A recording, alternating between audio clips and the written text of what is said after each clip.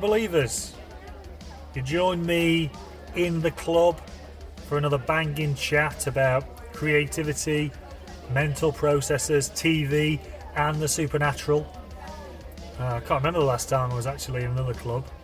I think it was probably about 15 years ago when me and my mate Miserable Gary, aka Gary the Poet, aka Gary from Leeds, went to Ibiza. We already felt far too old to be there. You just imagine to yourself Mike Lee's Nuts in May, but in the Balearics. It was a bit like that. You know, the only people who went to Ibiza to look at the scenery didn't have any cash. You know, those type of holidays you go on when you just have enough money to book the travel ticket and a bit of accommodation, and then you get there and you've got no cash at all for about a week. We did get some cheap tickets to the nightclub Space though, you know, via a friend who worked at Ministry of Sound. Yeah, queued outside for about an hour, got in, then realised that we didn't really like dance music that much, and we weren't really on enough drugs to fully get on board with what was going on, or the €10 to spend on a bottle of water. So we decided to walk home across the island. That took about 5 hours. Anyway, good holiday nonetheless, and as usual, I'm gabbing on here. Someone who is definitely in the club though, and by that I mean the Cool Club, is today's guest. It's the writer, filmmaker and film critic Robyn Adams. Robyn is based near the Peak District in the UK and is a creative mind behind short films such as Katie Joan Go to the Museum and recently The Estrogen Gospel, which screened at SOHOME Horror Pride 2024. In the chat, Robyn talks about the north of England, that is, the Trances series, love a bit of Trances chat, as you know, folk horror, telling news stories, the welcome embrace of the horror community, the importance of Doctor Who, and, of course, X-Files Season 2, Episode 7, No. 3, in which Mulder, on his own, is brought in to investigate a series of ritualistic murders in Los Angeles, which he believes to be the work of a cult. However, in classic X-Files style, all is not what it appears to be. Great to chat to Robyn. I wish you well with getting the film out into the world and future endeavours. As always, if you like our show, please do leave me a message, subscribe, review, follow us on X, Instagram and YouTube. And in the meantime, here's Robyn.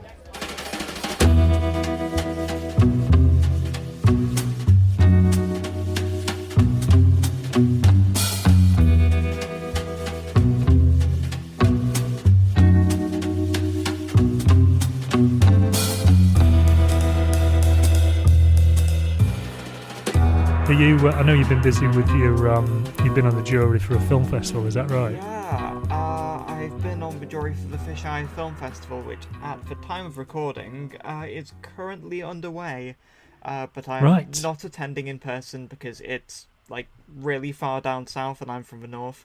And what's that been like to kind of, I mean, how many films have you had to look over, and what have you enjoyed about doing that? I've seen about, I can't quantify the exact number, it was 30-something shorts, but it came together at about 6 hours in total of films. Right. And yeah, it was a really good experience. It was just a bunch of, from both my perspective as a filmmaker and my perspective as a writer on film, I feel like it was just really interesting to see kind of the little indie shorts that people have been making, and kind of there's been some really good ones in there. There was a particularly good one, not to play favourites, but there was one called Mo and Steph's A Television Broadcast from Outer Space. Okay, that's fantastic. Utterly delightful television broadcast of British TV on the last day on Earth. From an alternate universe where we can judge it from our universe to see how we could have improved, and in reality there's absolutely nothing to learn from the footage we see. I think it's hilarious and just really well done. Done in a kind of faux documentary style then, is it? Yeah, and it's done superbly, and it's like, it's obviously silly and just over the top and farcical, but at the same time there's like some beautiful craft behind it. It's very, very well made. That's great. How has your own film been going then? Because I'd love to hear you talk all about the Estrogen Gospel. By the time this episode comes out, the answer to this may be different, but I'm still searching for places to get it into. I've heard some feedback from some wonderful people about the film. I've sent it out to a handful of people. I've got some great feedback from some awesome filmmakers. And it's just, I'm really hoping it'll find its crowd. Yeah, it's brutal, isn't it? It's absolutely brutal out there, and a lot of those, especially if you go on Film Freeway, it's a total minefield, and absolutely is. Just tried to. I had a film with. I mean, that was must be about 2 years ago now. Short film, and I'm still getting messages through Film Freeway from film festival teams. It's like, oh, we can give you a discount on this. Put the film in. And I didn't have much budget anyway to get it in. I don't know if you're the same. I must have been like 50 quid. My film was made on the budget of £0. I have had spared about like 15 quid of my own money and a lot of goodwill with fests I already have connections with, despite being essentially a first-time filmmaker.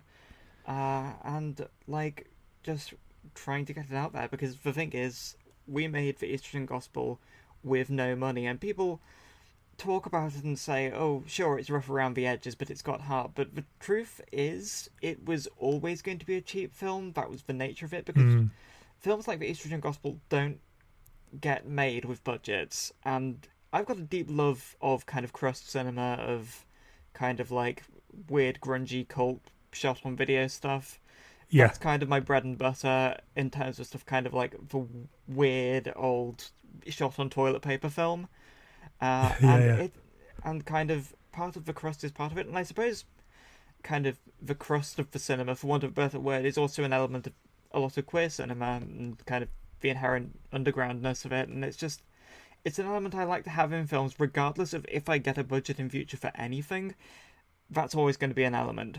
Yeah, it's I thought it was so exciting actually, and it did remind me of a lot of films I've been watching recently. It's funny you mentioned that's kind of straight to DVD, straight to DVD, straight to video. 80s, 80s and 90s cinema and horror cinema. I mean, has horror cinema always been a big part of your life? Because for people who don't know about the film, there's definite horror.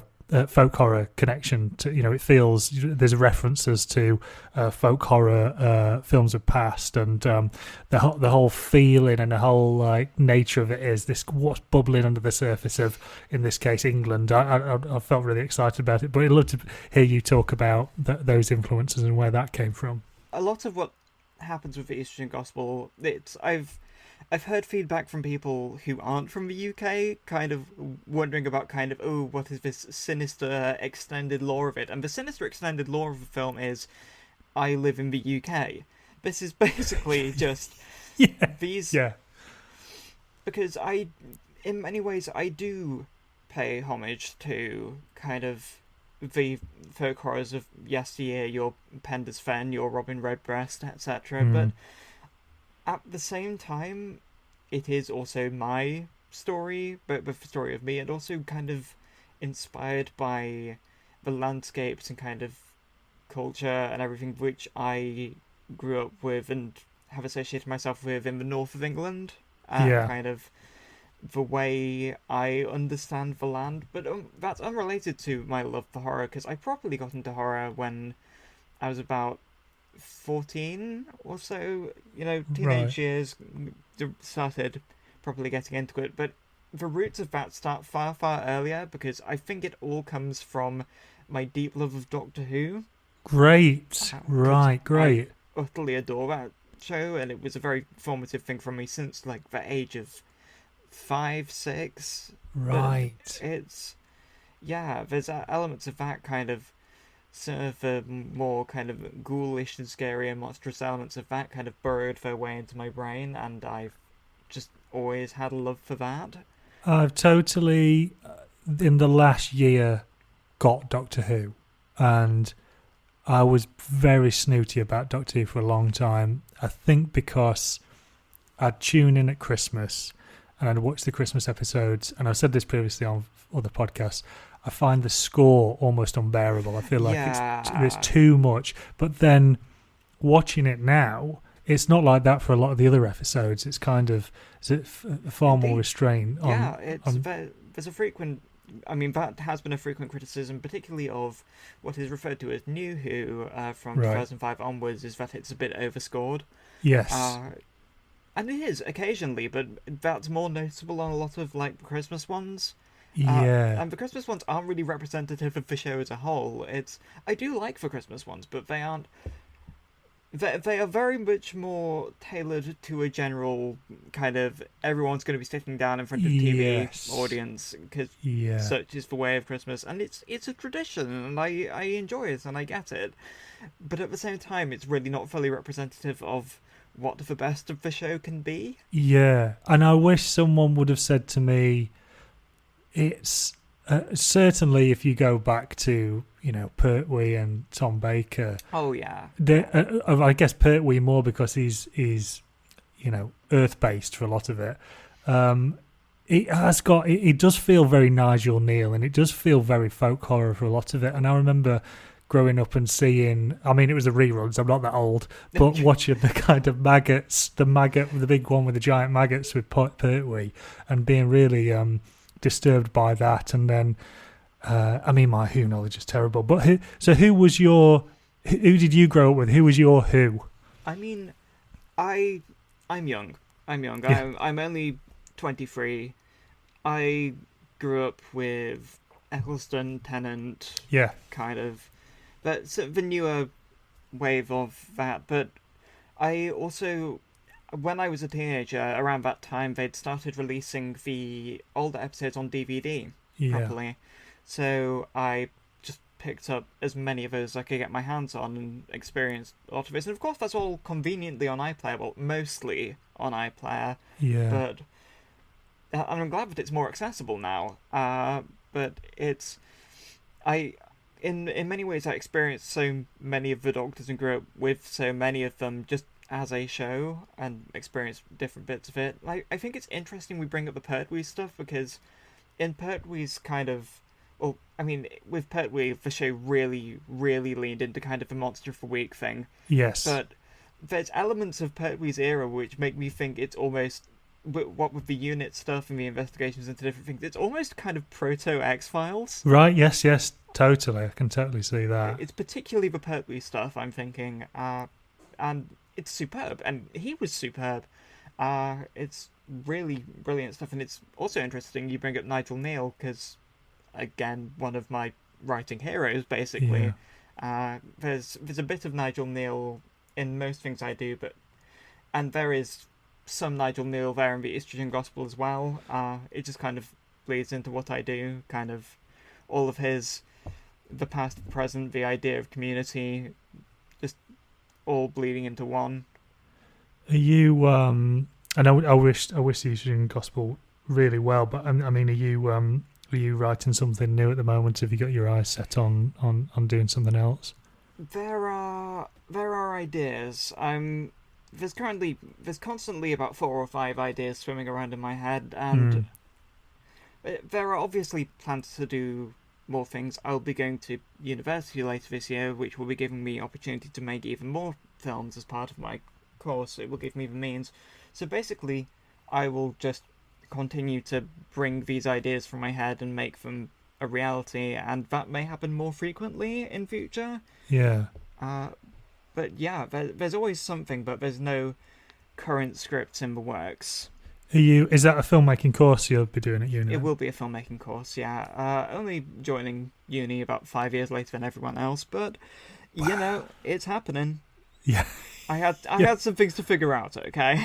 Yeah, no, that's really exciting, and just to have that kind of time and space without making another Doctor Who reference to devote to thinking about something you love. I think that's really, really, really exciting. So are you from Manchester then originally? Are you from that area? I am specifically from Stockport. Yes. Just on the edge of Manchester, and it's notable that all of the Estrogen Gospel is shot within the Stockport area, Yes. Every single thing for it, and it's not used enough, apart from like occasionally in the background of a scene from a BBC show. Stockport locations aren't really made use of, and one of the things which shocked me is in Mella, which is a small village within Stockport is a larger area where we filmed the majority of the Estrogen Gospel.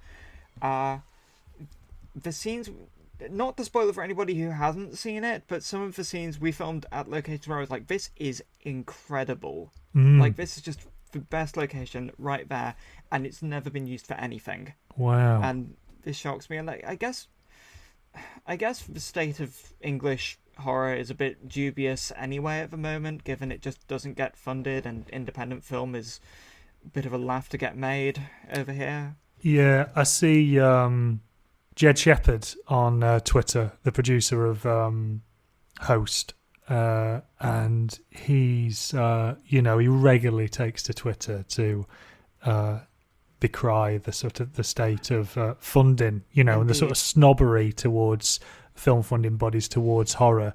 And you look at how well horror globally does. I can't get it. I mean, I was just trying to think of, I guess, Rose Glass as a genre filmmaker. Indeed, yeah. Ben Wheatley's gone off to Hollywood now, but I know he's been desperate to still come back and do indie films. So I love Peter Strickland as well.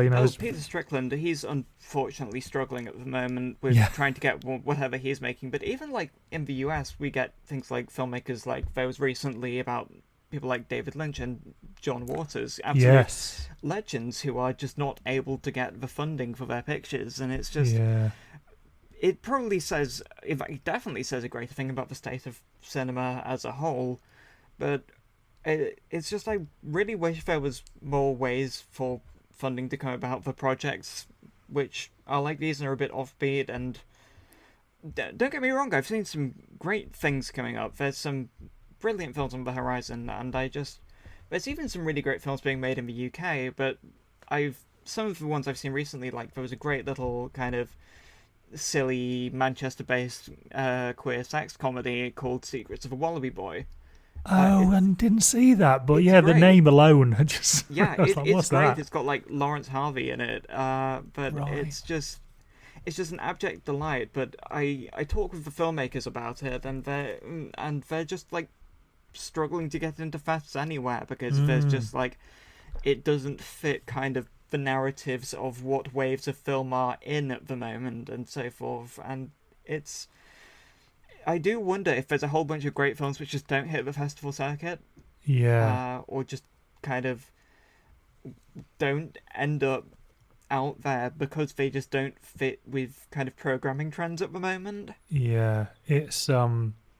It's very difficult, if you're a first-time filmmaker. I'm just looking at I can't remember the filmmaker's name who made Aposty, and he's just done Scarce Acre, the Matt Smith Starvaker, sorry, yes. Yeah, which played like BFI late last year, and I'm still waiting for news on that one getting a proper release. Like, I'm surprised, given it's based on a novel which is fairly popular from what I can tell, and still just isn't getting. I wonder if it's going to be like a She Will situation, which was a film which came out a couple of years ago, but was on the festival circuit for like 2 years prior to even that. Right, is that that's Scotland? I've seen that. I'm just trying to think of it. Scottish Mud Witch. Yes, film. yeah. I haven't actually seen it, I must bear in mind. I have been intending to. I've been curious about that one because it's more horrible things in the dirt and kind of ancient horrors reflected in the land, and I just dig that. And also just being a thing which I like to put into a lot of the things I do, it's just a recurring theme, is the idea of the properties of a place, right? The inherent malice of locations, and kind of whether it's kind of malicious architecture, places which are haunted by something that has once happened. I think it's because place is a big deal to me as a person, and to most people, kind of as an idea, with place associated with community, place so kind of the places you go and your emotions become connected to, kind of the whole idea of psychogeography and stuff, kind of the way in Yes. which the land shapes and you shape it back. As and how was it growing up in Stockport then? And you're still there? Are you still there now? And I am. you sound like you're fond of the place. Did you have good experiences growing up there? Stockport's complicated because for all I joke, and I frequently joke, Stockport has an issue in that it's your fairly average northern town. Well, it's a lot bigger. There's a lot more to it. Yeah. Because it's got things there, but it is struggling, and it has been struggling for a long time, and there are deep, distinct issues with Stockport. But at the same time, it's not just because it's the place I've come from. It's a place where I think there's a lot which is wonderful to it, and a lot which I have actually, in fact, taken for granted because I grew up there and am so familiar with all of it. Right. And the more I think about it, the more that I realise that there is a lot to Stockport. And the joke is that Stockport's best quality is that it has train connections to almost everywhere, so you can get out.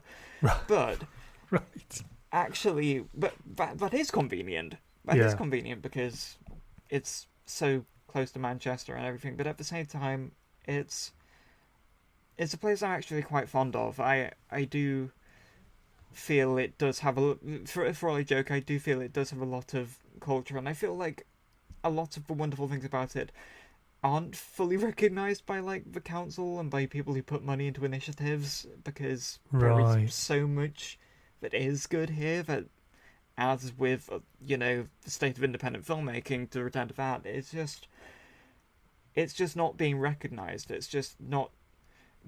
There are brilliant things out there which just aren't having the funds and attention put into them. Yes, yeah. And I know that's not entirely the fault of Stockport, because I know the North is struggling in general, as it always has been. Yeah, and what were those issues you sort of alluded to? Is it, political division? Is it quite to my shame, I haven't really... I think I went to see some George Romero films at the cinema there once, about 5 years ago. That big, beautiful cinema you've got there. But gorgeous cinema, the Plaza. Yes, Plaza, yeah. Which I haven't been to often. People who are out of Stockport tend to mention that they've been to it more than I have. Yeah, okay. Because it is a really, really good venue, and they do put on some really good stuff.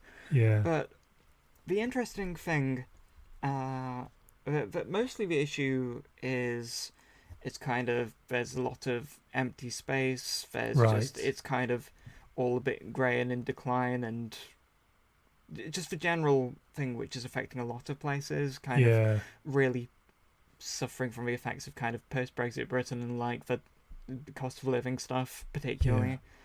Yeah. And of course lockdown hits everywhere, but it's the combination of what has hit a lot of towns throughout the UK lately, and I suppose that did feed into the Estrogen Gospel in the sense of wandering through a landscape which is, in some way, it externalizes kind of the tensions and horrors and dangers of a modern Britain into the literal land being malicious. Right, yes, yeah. I mean, it's such again, something I said before, but horror is such a rich way to explore social and political issues, and Decidedly. I'm glad that... You just mentioned George Romero, who one of the best to ever do it.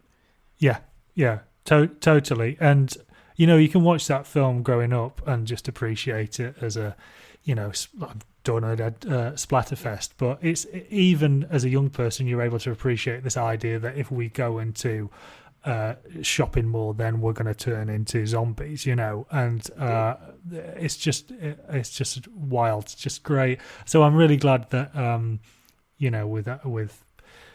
with distributors and producers like, everybody mentions A24, but there's been a real sort of horror's been re-embraced as how great it is and how great it's always been. It's never been. It's having a moment, but it's it never went away really.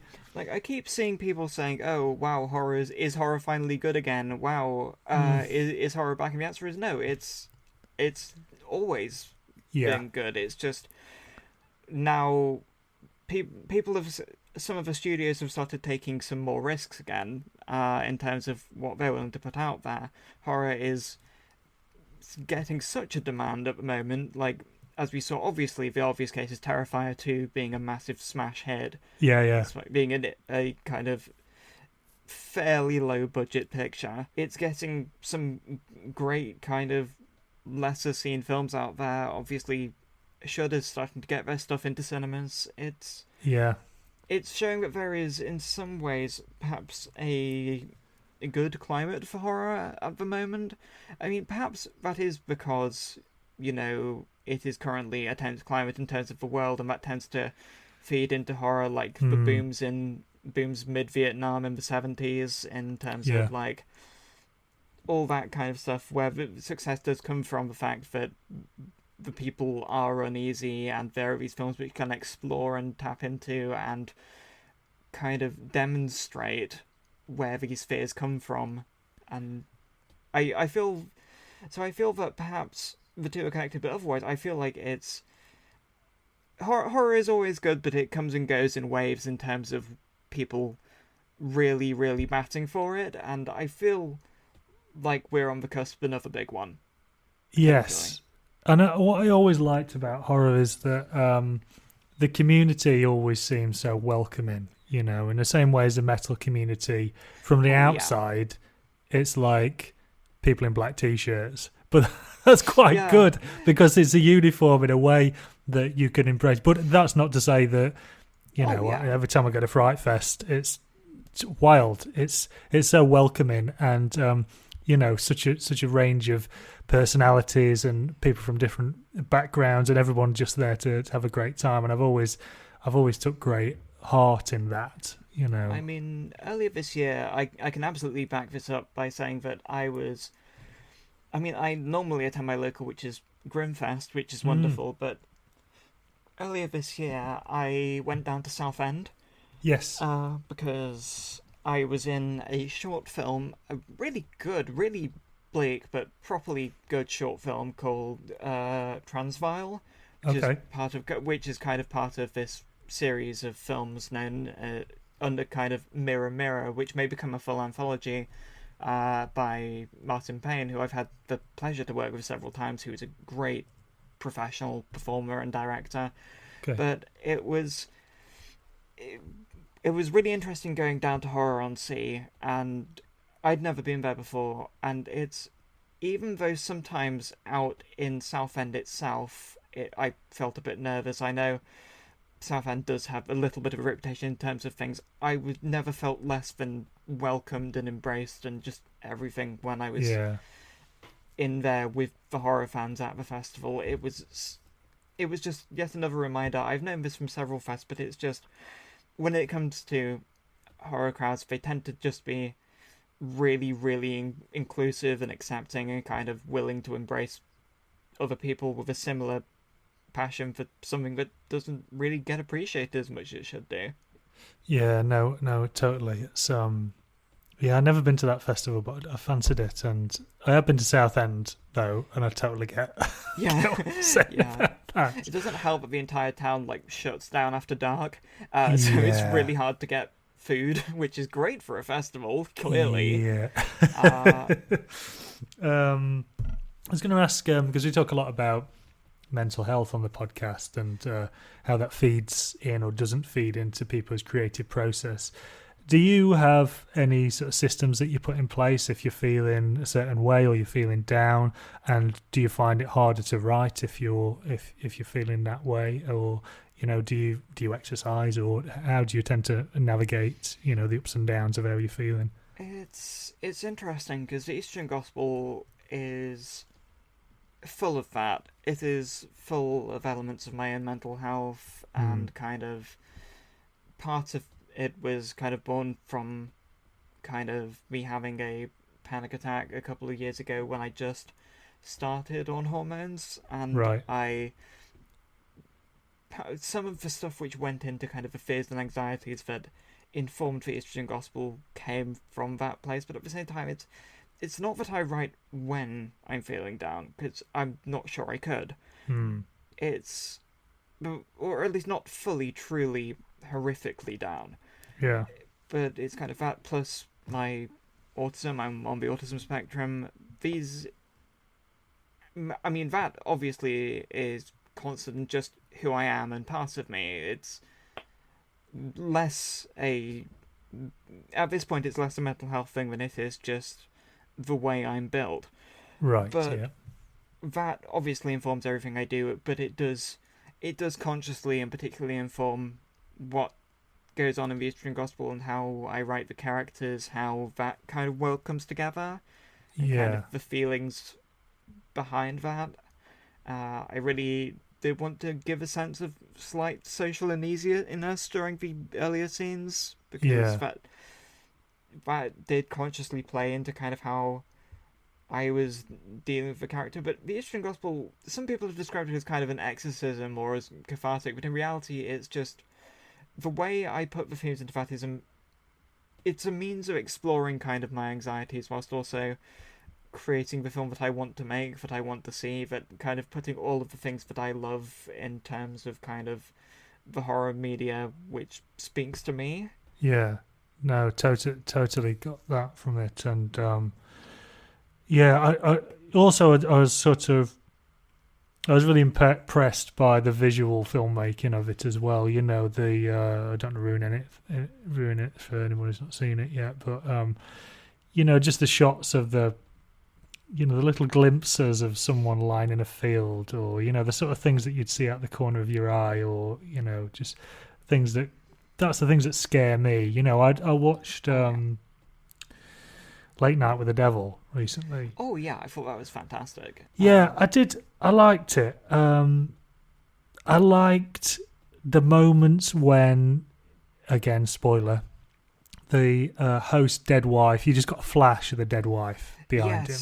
Oh, that's the kind of thing I absolutely adore, and it's something I like putting into things. I mean, when a couple of years back for Soho Horror Fest, who, by the way, big up Soho Horror Fest, they are phenomenal, and they had a Eurovision horror contest, right? Where people sent in like little short films, and I did a little tribute to Ghostwatch. Oh, great. For it, and one of the things that I did all the way throughout that, and I'm not sure I've pointed out all of that, it's up on YouTube somewhere, is there was somebody dressed in some kind of hooded cloak, right. who I hid in the background of most of the shots. I love it. There were lots of things that I hid, little appearances of things between the frames and stuff, nice. and it's just, there's so many things that I managed to put into that, and it's something which I've carried through, and there was a lot of figuring out how we were going to depict kind of the horror element of the Estrogen Gospel,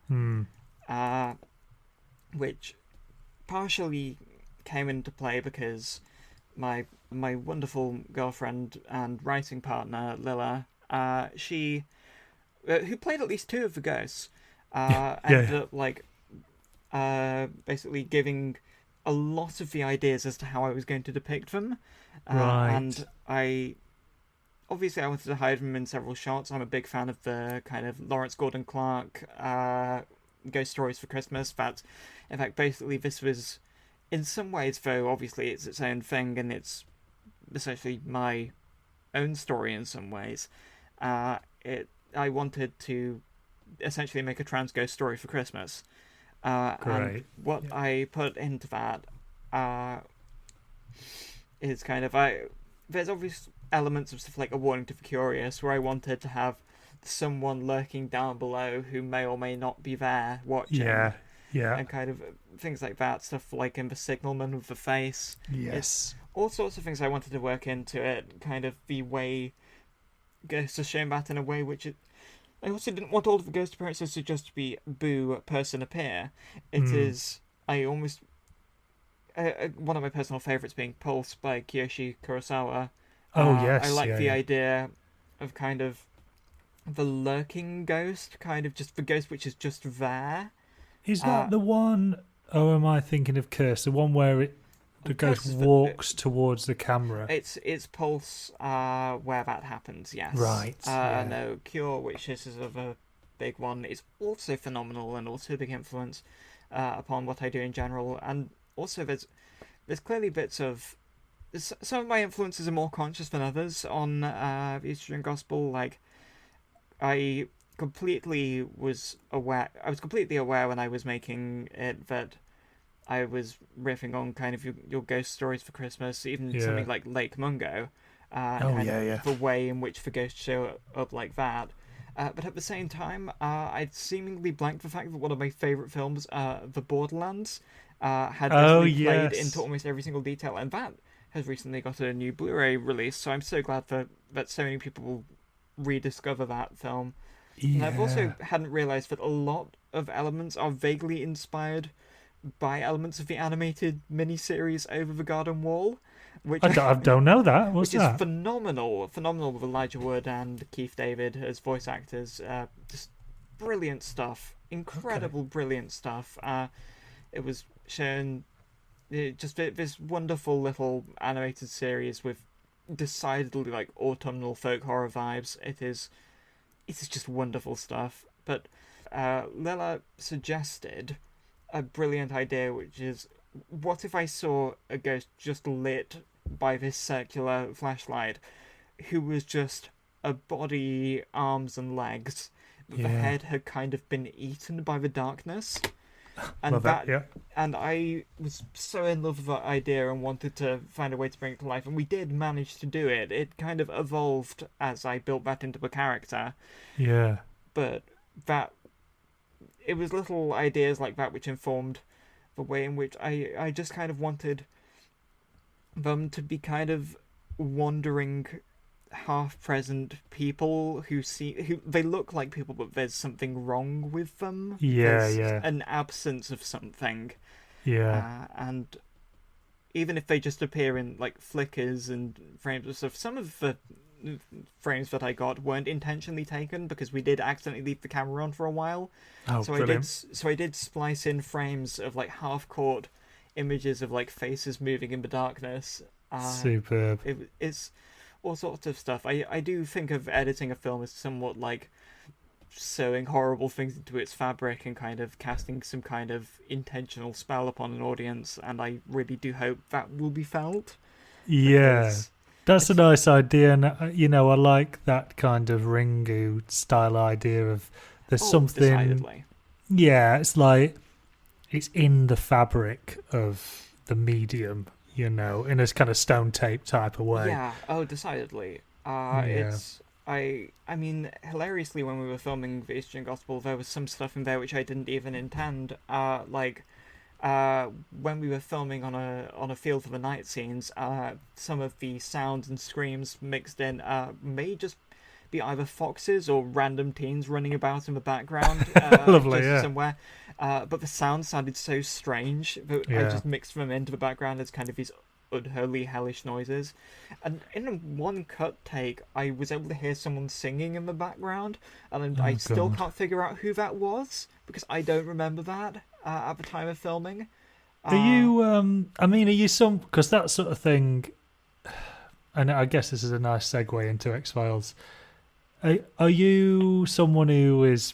Do you believe in anything paranormal at all, or are you sort of very logical about how you approach things? Because I guess I'm quite open-minded. I'm almost like I want to be scared in the same way as I want to be scared by a horror film. I'd want to put myself in. I try and put myself in positions where I will be scared by things. So if I ever saw a ghost, I think I'd really like it, but I'd want to be scared by it. I'm very much an enthusiast in the realm of the Fortean, of kind of the elements of the outliers that still happened, even if they don't fit with the picture, and that does fascinate me. And I won't say I'm an outright believer in all elements of paranormal. I'm not saying I'm not. I'm somewhere between Mulder and Scully. Yes. I'm not going to say if I see something really, really weird happen, I'm not going to just be like, oh no, it can't be happening. It's like, it's worth looking into. It's worth... One of the things I love about the X-Files is how, although we're going to bring up an unusual episode for this, is how Mulder and Scully work together and bring different elements to each case, and by the end they're both right. Yes. And kind of both elements of their thinking and the way they approach the things, when combined, kind of create this full picture of things. I know this is a weird episode to discuss that on, because when we talk about Free, it's a rare episode where it's completely Scully-less. Yes, and you do. I really missed her, actually. Same. Because I mean, one of the things which I was undoubtedly sad, as many people were, that at the end of the first season, the X-Files get closed. Yeah. And in this latest one, big deal, they're back, kind of.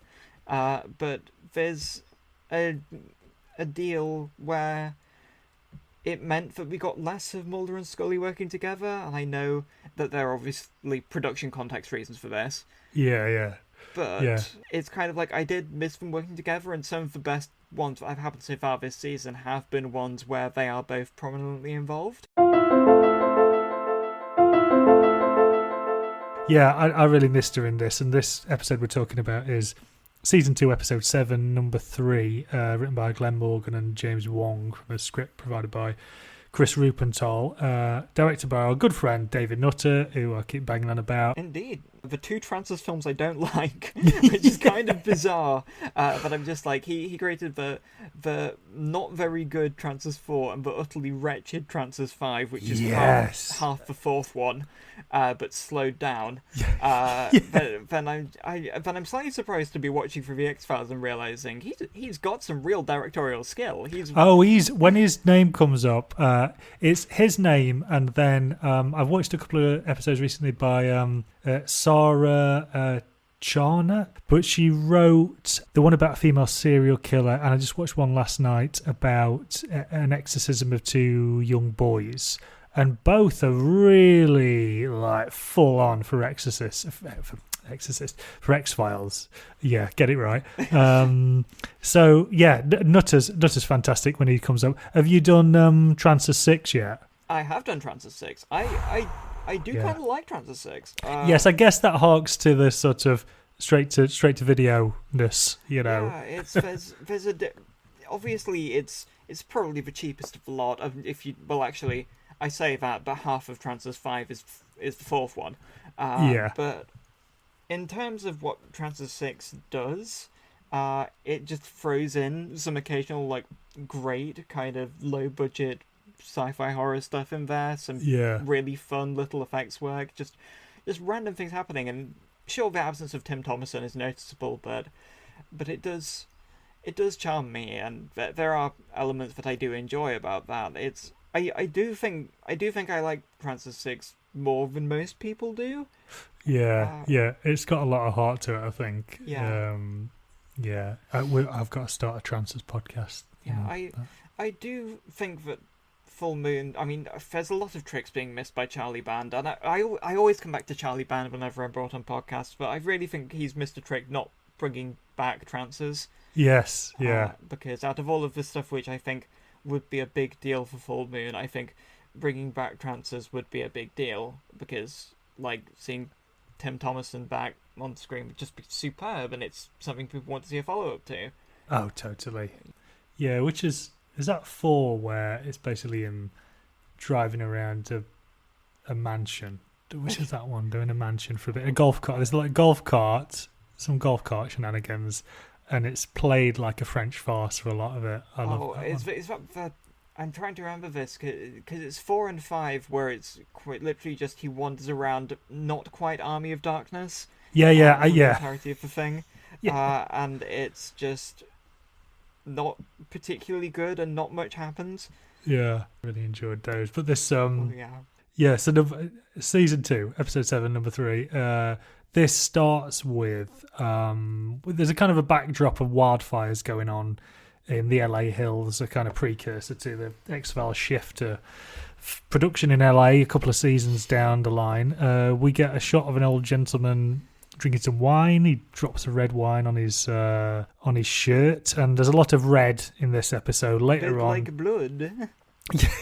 Yeah. It's not particularly like, it's quite arch, isn't it? It's quite hacky because there's a shot of a plane going over, trying to put out these wildfires, and the water's red, blood red. And I kind of like that. Yeah, I did as well. And anywhere Mulder goes, she's kind of followed by a sort of red neon light. It's a lot of neon red light through a lot of it. But this old man's having a drink of red wine. A night of passion's about to ensue with a young woman who she's in shadow for a lot of it. The eroticism of this episode is a big deal, I've got to say. More so than most X-Files episodes that I've experienced as of yet. Yes, because he... Mulder sleeps with her, I guess. We don't see it, but which I suppose is part of what one of my big takeaways from it is just how much, in regards to not really spoilers, vampirism, this episode plays into, just how many elements of folklore and mythology and culture that it just plays upon.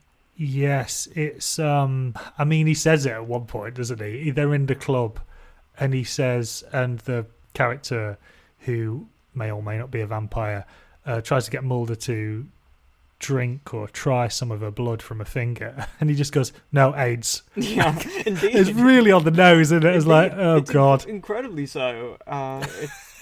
It's mostly like the vampire media of that era just wouldn't go out and say it, but no subtext here. Yeah, he goes straight into it. So it's a quite a good opening, actually. It's quite a brutal opening. There's a lot of gore in this episode, more gory than a lot of other X-Files episodes. But they end up, this old man and the young woman who we sort of see in shadow, end up in a hot tub, getting it on, and then there's another two people actually arrive in the mansion with syringes.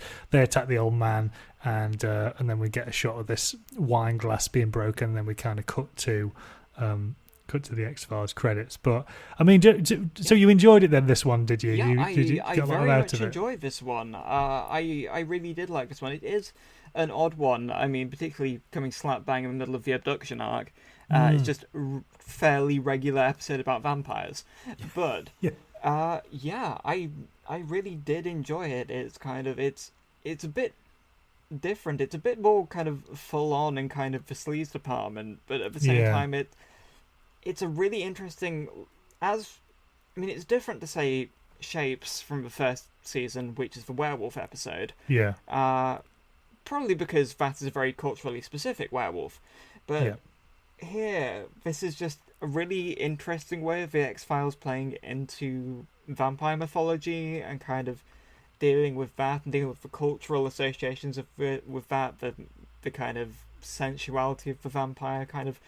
It's a really, really interesting horror-centric episode, and I think it's really well done.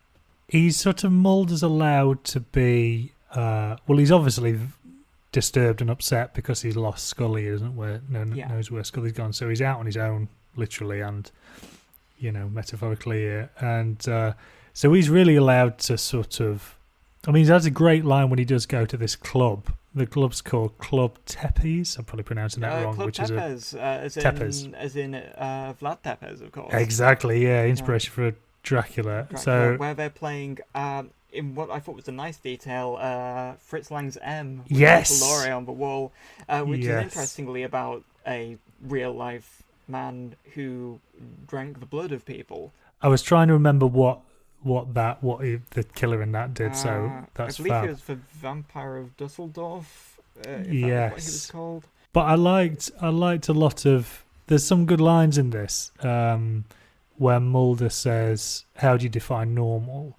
And then she says, "I don't." And then there's another bit where I think Mulder sort of intrudes on what's going on, or tries to break up... What's the character called? Kristen. She goes off with one of the other, in inverted commas, vampires, either the son or the father, one of them. And then he tries to break it up, and then Mulder's told, "What are you doing? We're consenting adults." Yeah. So there's almost like... I did like that. It's kind of... It's such a curious episode in regards to how it covers so many bases in terms of kind of cultural depictions of vampirism and the ideas of it, from the kind of the classic ideas of vampires to kind of almost the fetishistic kind of. It covers all bases. It's in many ways a lot of the episode, and I'm assuming consciously so given the club scene, is in some way inspired by The Hunger. Right, yep. The Catherine Deneuve film, which is utterly superb, but I do think there is a great combination of old and new in that, at least, not least in the Egyptian-themed restaurant. From one of the scenes, which is just a background detail, and it made me wonder if my brain did shout to me "Blood Feast" for a moment. It's not Fuad Ramsey's, but because I am aware of what an Egyptian feast goes down like in an average Herschel Gordon Lewis movie. But, yes, that's I didn't get that. That's great. It's because I guess Mulder is. He's open to. He's obviously, he's a believer. He's open to new experiences. But again, something that's been said on the podcast in the past is that Mulder and Scully are squares in a way. Yeah, they're part of the establishment because they're FBI agents, and they spend a lot of their time disbelieving things and questioning things and othering people in a way. So it's quite nice that he's sat in this bar, this club, surrounded by people having a great time. It's almost like a fetish bar. He's in his suit, and he's like, he's great. He's great, but he's sort of, he's you really feel the sort of turmoil in this character because you're just going, I'm glad he sleeps with her, because it's just like, come on, just embrace it, man. You're like, because he spends a lot of it at the beginning of the episode. He's to show the passage of time between the last episode and this one. He takes down that post, that calendar, which has got girls in bikinis with various power tools, and there's a lot of those sort of. There's that, like some of the episodes, Mulder wakes up watching porn on the TV. Yeah. There's various references where he'll make a joke, a bit of a blue joke, and Scully will just roll her eyes and put up with it. So I'm fully sort of sex positive about Mulder. It's like, go on, man, fair enough, just embrace it. But there's a sort of also a time and place, because when you meet his friends, the Lone Goodman as well, they're really like, just come on, just someone should take them to task here about this sort of behaviour. I do quite like that in many ways, Mulder and Scully are the people in the bureau who have a conscience, but as a sacrifice for it, cannot have a social life. Yes, I think that's really interesting. Yeah. So you've. I mean, I'm so appreciative that you firstly agreed to come on the show and chat about it, and also because you've not seen any of it beforehand, so as a whole, what have you been enjoying it, and what have you got out of it? And before we I hit record, we were talking about that episode Gender Bender, so I'd love to hear your thoughts on what you thought about that episode too. I will get on to that. I will get on to that, because actually there's some really interesting stuff to that, but I will just mention that I like the show. I really do like it, and I feel like its strengths obviously lie in Mulder and Scully and their dynamic way. They are just great leading characters. Yeah. And kind of how they make the show work. And I have my highlights in terms of some of the stuff. There's some really interesting ways, but particularly in the first season, that it plays into things. I do have a couple of favourites. Like, I obviously do enjoy the episodes with Eugene Victor Toombs. I think he's a wonderful, horrifying villain. Currently my favourite one so far is, I know it's a popular one, which is Beyond the Sea, which I thought was just a brilliant piece of television. Yeah. Which is immediately followed up by Gender Bender, which is complicated. And it's interesting because basically I kind of braced myself for it. I knew it was going to be the Transpanic episode, and it kind of is. But at the same time, it's got some really weird rural horror to it, with a brilliant concept hidden inside. Yeah. Of kind of there being this Amish-esque sect, in fact, being a bunch of crash-landed aliens. You'd never guess it was going there, would you? Oh, no, but they're a bunch of crash-landed aliens who are celibate and completely isolationist from society because they're because their pheromones kill humans. And I think that's really, really fascinating and brilliant. It's a bit kind of this strictly pious, celibate religious sect being a race of aliens who are holding off from any human contact because they will kill them on touch. I think that's a brilliant concept, and I do like the idea of kind of, I mean, there's a lot of really good kind of religious imagery in a lot of the X-Files, but I do like the idea of the second coming that they all talk of, in fact being not in reference to what you think it is, but to the alien rescue party for this kind of crash-landed sect who have been alive for over 100 years. Well, I wonder if also there's something in the fact that, I guess Mulder's just something that occurred to me, that is, we were just talking about Mulder in the 3 episodes finally getting to sleep with someone, and in that episode, I guess it's coercive, isn't it? Because the Amish, in inverted commas, member is in effect sort of coercing Scully to sleep with him, but Mulder does barge in, doesn't he, and go, no, stop this, Scully, you know, in a kind of controlling way. It's like, how dare she? And then the only way that Scully's, you know, the only kind of interaction Scully's had is with some aliens. It's a strange episode, and I do like the Kindred, if I believe that's what they're called. I do think that's a really, really fascinating idea. And the episode has major obvious issues, but at the same time, there's something really interesting in there. And I did like they had some weird catacombs in it, which was pretty good, because I do like a good catacomb. Yeah, well, they approach it like, I can't remember what we were saying in that podcast episode, where it doesn't even cross Mulder and Scully's mind that 2 men could get in bed together. You know, there's something like that they just say. They talk about everything in very heteronormative terms. It's so funny that they do that, because I was just considering that fact throughout the time I was watching it. And beyond, if I wasn't so caught up with the fact that basically it was saying a bisexual character equals evil, which is a big point of it, I was just like, they haven't even considered, have they? No, yeah. I'm very interested to see what Ryan Coogler does with this new season. I'm very interested about that. Because, I obviously we don't know anything about that yet properly, but I am curious as to how that goes, because that could be properly interesting. Yeah, I think it's really got the sort of opportunity to be, I don't know, I guess maybe they're going to take cues from recent stuff like True Detective, you know, and maybe root it in more of a, not that the X-Files isn't rooted in a realism, but more of a kind of down-to-earth, gritty realism. I do wonder. I do hope they really keep the Monster of the Week angle, because less and less shows are having that now.